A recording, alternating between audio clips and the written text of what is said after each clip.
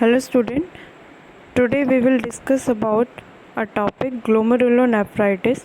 It is a condition of renal system. So we will start. So first of all, definition. Glomerulonephritis is a kidney condition that involves damage या inflammation of the glomeruli. तो अगर simple word में बोलें तो it is a infection और inflammation of the glomerulus capsule, जो कि हमारे नेफ्रॉन में सबसे फर्स्ट पार्ट होता है। उसका अगर इन्फ्लामेशन हो जाता है तो उसको हम बोलते हैं ग्लोमेरुलोनेफ्राइटिस।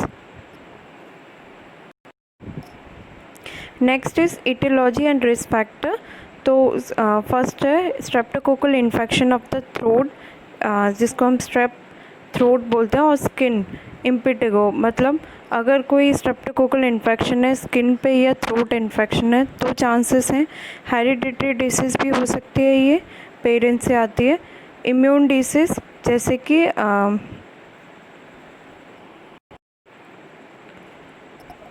सिस्टमैटिक लूपस इरिथेमेटस डिसीज़ होती है, तो इम्यून डिसीज़ ऐसे भी हो सकती है।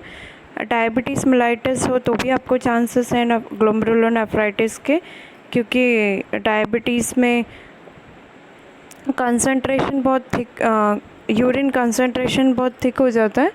तो अगर बढ़ जाता है कंसंट्रेशन तो फिल्ट्रेशन में ज़्यादा प्रॉब्लम आती है, उसकी वजह से ग्लोमेरुलोनेफ्राइटिस हो सकता है। हाई ब्लड प्रेशर तो भी हो सकता है। वेस्कुलाइटिस हो जाए, inflammation of the blood vessels, तो चांसेस हैं।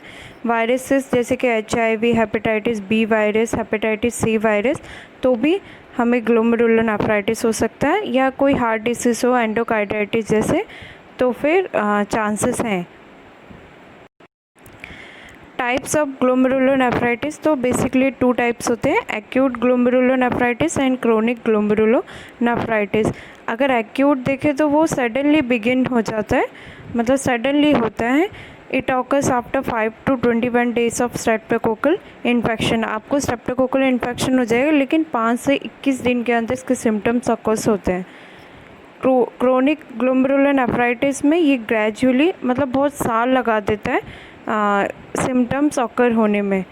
तो it occurs after the acute phase. अगर एक्यूट फेज़ आ जाता है उसके बाद ये क्रोनिक फेज़ में जाता है, मतलब आपको पहले एक्यूट होगा, उसके बाद ये बार बार होगा, तब क्रोनिक में चेंज होगा। क्लिनिकल मैनिफेस्टेशन, तो अगर साइन एंड सिम्टम्स देखें तो सबसे पहले फ्लैंक पेन, बैक साइड आपके पेन होगा, फोमी यूरिन आएगी, कोला कलर और diluted ice tea colour urine भी आ सकती है। हिमाचूरिया होगा, क्योंकि अगर कोई इंजरी, ये इन्फ्लामेशन हो रहा है तो शायद ब्लीडिंग भी कॉज कर सकता है। ओलिग्यूरिया, डिस्यूरिया होगा। फैटिक टू अगर एनीमा, मतलब फैटिक टू एनीमा, अगर मतलब हिमाचूरिया हो रहा है, हिमाचूरिया हो रहा है तो फिर चांसेस हैं कि एनीमिया कॉज करे वो, तो एनीमिया के कारण आपको फैटिक और वीकनेस होगा, है ना। एंड किडनी फेलियर भी हो सकता है, हाइपरटेंशन हो सकता है, और फ्लूइड रिटेंशन हो जाएगा क्योंकि फिल्ट्रेशन प्रॉपर नहीं होगा। डायग्नोस्टिक इवैल्यूएशन क्या करेंगे? सबसे पहले हिस्ट्री फिजिकल एग्जामिनेशन है, क्योंकि ये हेरिडिटरी है।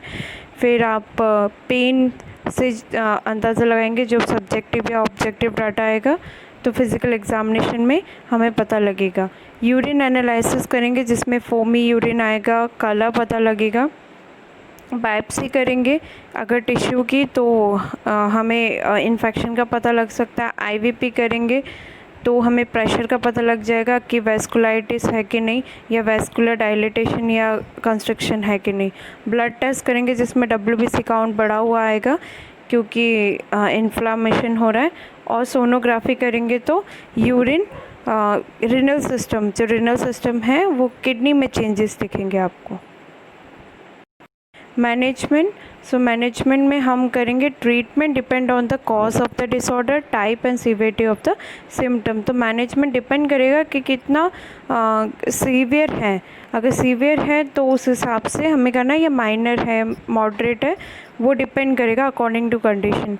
हाई बीपी में बी हार्ड टू कंट्रोल, अगर बीपी हाई है तो फिर मुश्किल है कंट्रोल करना। Controlling the BP usually the most important part of the treatment. Dialysis करेंगे, अगर पॉसिबल नहीं है, फिल्ट्रेशन नहीं हो पा रहा है तो डायलिसिस ऑप्शन है, हीमोडायलिसिस। मेडिकेशन में हम डायरेटिक्स देंगे, अगर फ्लूइड रिटेंशन हो रहा है तो इम्यूनोसप्रेसेंट देंगे और एंटी हाइपरटेंसिव ड्रग्स देंगे।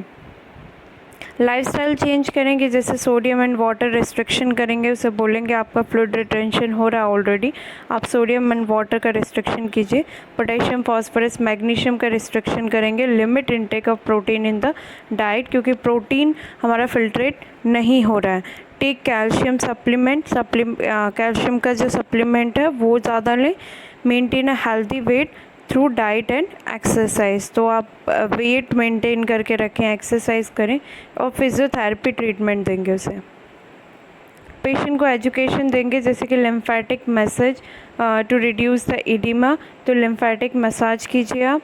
ब्रीथिंग एक्सरसाइजेस कीजिए, purse lip and diaphragmatic breathing, long breathing जो लंबी लंबी सांस वाला। फिर endurance exercise such as walking, swimming, bicycling, aerobic dancing, circulatory exercise, ये सारी उन्हें एडवाइस करनी है। This exercise improve your blood circulation, excrete kidney to discharge waste and toxins, इसलिए ऐसे एक्सरसाइजेस एडवाइस करना पेशेंट को। कॉम्प्लिकेशन, अगर कॉम्प्लिकेशन देखें तो acute and chronic renal failure हो सकता है, नेफ्रोटिक सिंड्रोम हो सकता है, हाइपरटेंशन, इलेक्ट्रोलाइट इम्बैलेंसेस हो सकता है, पल्मोनरी एडिमा हो सकता है और मतलब CHF हार्ट फेलियर भी हो सकता है due to fluid overload. Nursing management, तो नर्सिंग मैनेजमेंट में हम नर्सिंग डायग्नोसिस देखेंगे तो पेन होगा रिलेटेड टू इन्फ्लामेशन या रिनल कॉर्टेक्स का जो भी हुआ है इन्फ्लामेशन, तो वो कैसे पता लगेगा, वर्बलाइज बाय पेशेंट। तो उसका गोल क्या है हमारा, पेन रिड्यूस करना, तो उसका इंटरवेंशन पहले तो आप देखिए ऑनसेट, ड्यूरेशन, लोकेशन, सीवियरिटी, कितना इंटेंसिटी है पेन की। कंफर्ट डिवाइसेस दें, क्वाइट एनवायरनमेंट दें, काम एक्टिविटीज़ दें, रिलैक्सेशन, उसको रिलैक्स करने के लिए एडवाइस करें, डाइवर्जन थेरेपी दें और एनाल्जेसिक दें।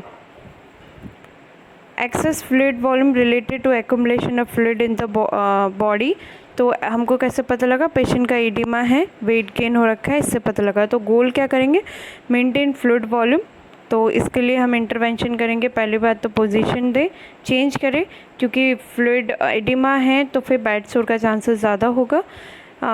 एडिमेटस एक्सट्रीमिटीज़, जो उसके पैर वाली एक्सट्रीमिटीज़ है वो एलिवेट करके रखेंगे। पेशेंट को अलाउ करेंगे hear the running water to promote diuresis, ताकि पेशेंट को अगर टैप वाटर का रनिंग वाटर सुनाते हैं तो उन्हें यूरिन जैसा फील होता है, इसलिए हमसे रनिंग वाटर जैसा हियर करने के लिए बोलेंगे।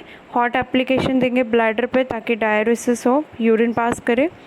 डायरेटिक्स एडमिनिस्टर करेंगे अगर यूरिन पास नहीं कर पा रहा है तो। और next is ineffective breathing pattern, अगर ऐसा हो रहा है क्योंकि फ्लूइड एक्यूमुलेट हो गया है पेरिटोनियल कैविटी में, तो उसे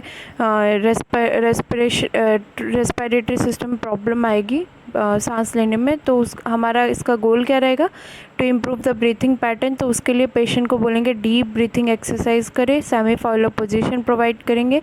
और एक्टिविटीज़ अगर कर रहा है तो ओवर एक्टिविटी नहीं करना है, बीच बीच में रेस्ट करना है। टाइट ड्रेस नहीं पहननी है ताकि ब्रीथ, अगर नहीं तो फिर सेसेशन ऑफ ब्रीथिंग का चांसेस रहेगा। और डायरेटिक्स और एल्बुमिन एडमिनिस्टर करना है। दैट्स ऑल अबाउट ग्लोमेरुलोनेफ्राइटिस, विच जो हमारा टॉपिक था। I hope you understand. Thank you.